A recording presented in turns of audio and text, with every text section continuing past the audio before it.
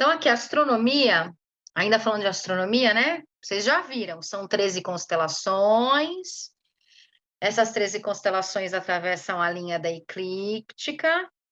É, essa linha da eclíptica ela tem 365 dias, mas não tem quebrado, é quebrado. Deixa eu ver se eu consigo falar onde que ele está aqui. Eu acho que está mais para frente.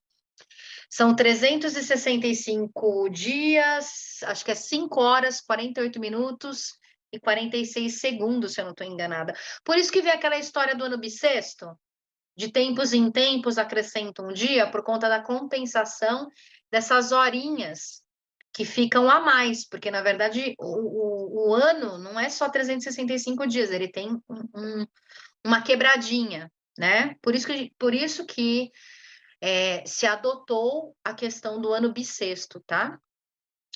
E aqui eu vou trazer para vocês os cálculos.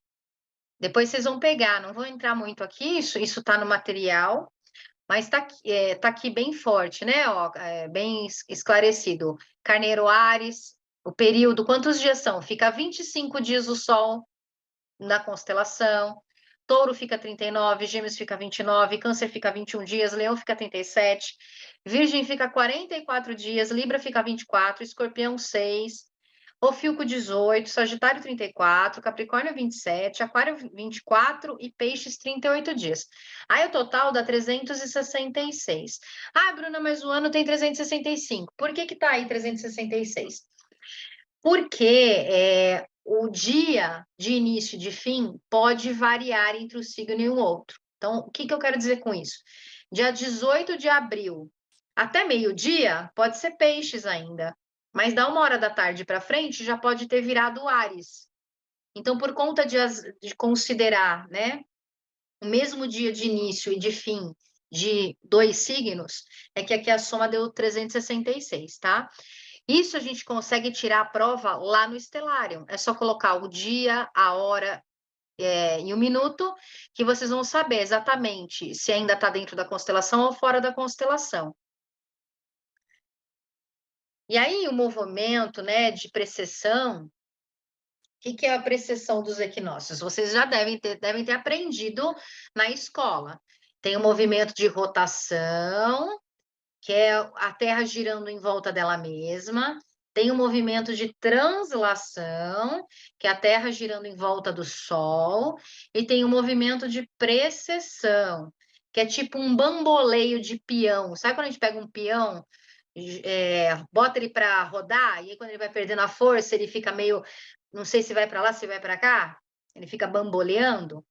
Então, a Terra ela faz 3 movimentos. Esse movimento de precessão, ele dura cerca de...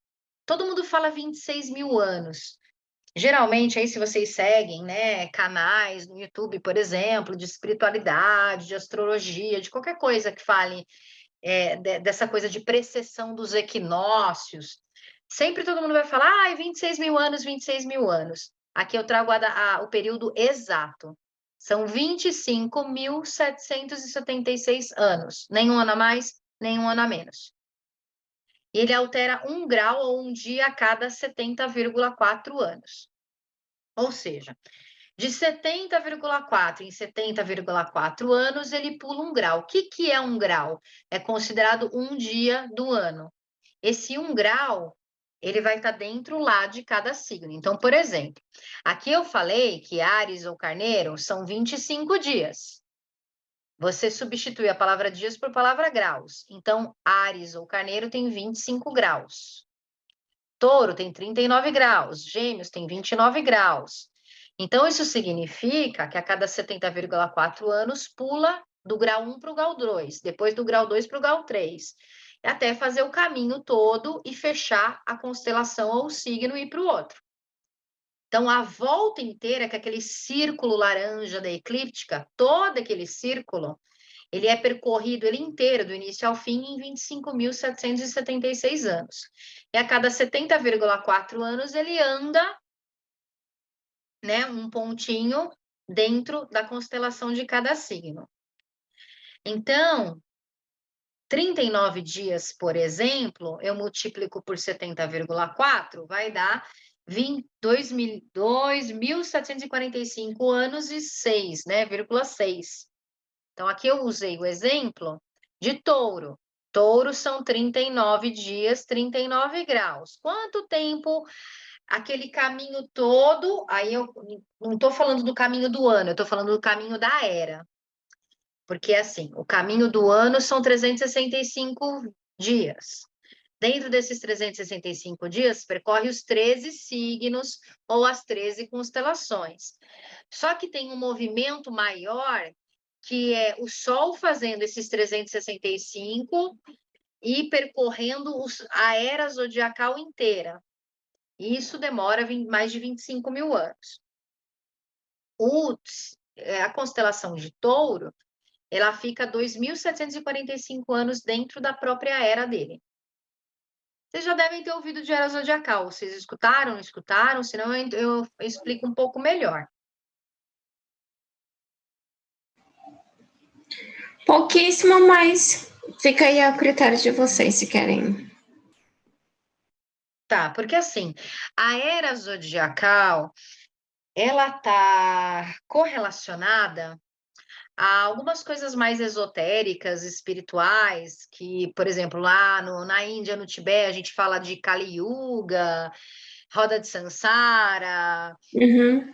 Então, esse 25.776 anos seria o período de uma era grande. Entendi. Cada 25.776 anos, a gente muda de era. Muitos de nós estamos escutando. A gente está na era de peixe, a gente está na era de aquário. É isso que eu estou falando. A cada 25.776 anos, muda a era. Cada era tem o nome de uma constelação. Então, Perfeito. entende? Então, Uhum. muitas pessoas falam, a gente já está na era de aquário, então a gente vai entrar na era. É uma confusão gigantesca. Tem gente que fala que a gente já está na era de aquário, tem gente que fala que a gente ainda não entrou na era de aquário, e tem gente que fala que a gente já está na era de aquário faz tempo. E aqui eu mostro para vocês quantos anos, né, em cada um vai permanecer. Então, Áries, Carneiro, que são 25 dias ou 25 graus, dá 1.760 anos. Touro, como a gente viu, 2.745,6 anos. E aí vai somando todos, dá o total lá de 25.766, que eu expliquei para vocês, que é quando completa todas as eras, passa por todos os signos, cada signo tendo a sua era, que é o que a gente chama de mudança de era zodiacal. Aqui, só explicando um pouco, tá bom, Bruna, mas como que tudo isso aconteceu, né? Então, a civilização suméria, os sumérios e babilônios, por volta de 4.500 antes de Cristo, eles começaram a criar astronomia e astrologia. Fazer já essa conexão com a astrologia, tá? A civilização babilônia, ela começou entre 1894 até 538 a analisar astronomia e astrologia. A Suméria um pouco antes, de 4.500 até 1.900.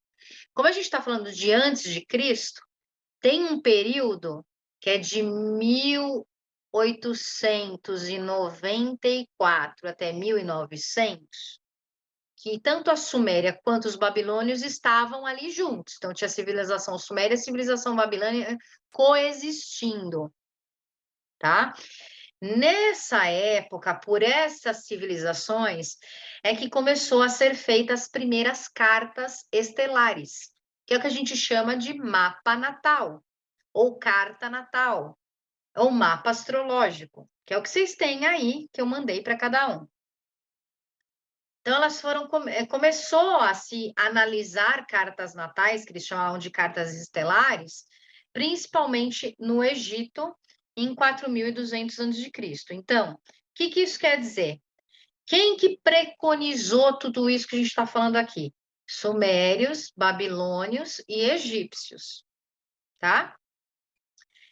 E aí, por conta destas datas, eu fiz um cálculo da média simples. Então, sumérios, 1900 a.C., babilônios, 1894 a.C., egípcios, 4.200 a.C. Eu comecei a fazer cálculos de uma média simples de subtração para eu identificar as eras, quando começou ou terminou cada era. E aí eu cheguei à conclusão de que a era de Aquário, ela começou em 1919. Ou seja, já estamos na era de Aquário faz um tempo. E tem gente ainda falando que ela nem chegou, tá? E aqui é o cálculo. Aqui está o cálculo de quando começou cada era. Então, a era de Peixes começou em 756 antes de Cristo. Aí, quando deu zero, Cristo nasceu. Por isso que falam que Cristo nasceu na era de Peixes. E tá certo, ele nasceu na era de Peixes. Só que em 1919, depois de Cristo, começou a era de Aquário. Em 3608 depois de Cristo, que ainda vai demorar 1400 anos para chegar, a gente vai entrar na era de Capricórnio. E assim vai.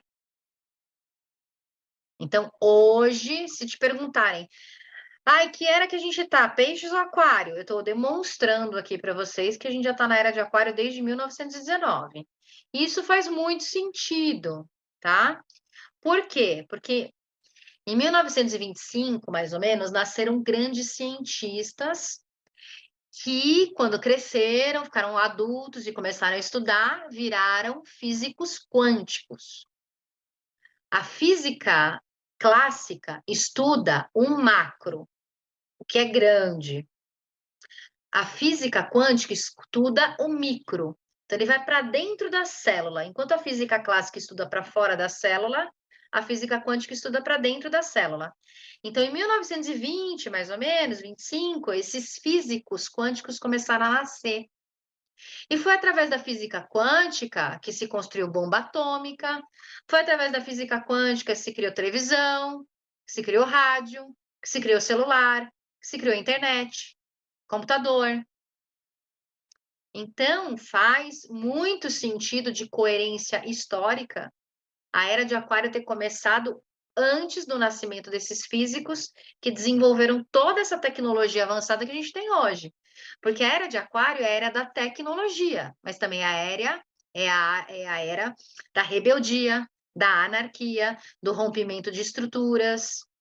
Então, a gente já experimentou a primeira parte dessa era, das consequências dessa era, que é todo o desenvolvimento tecnológico.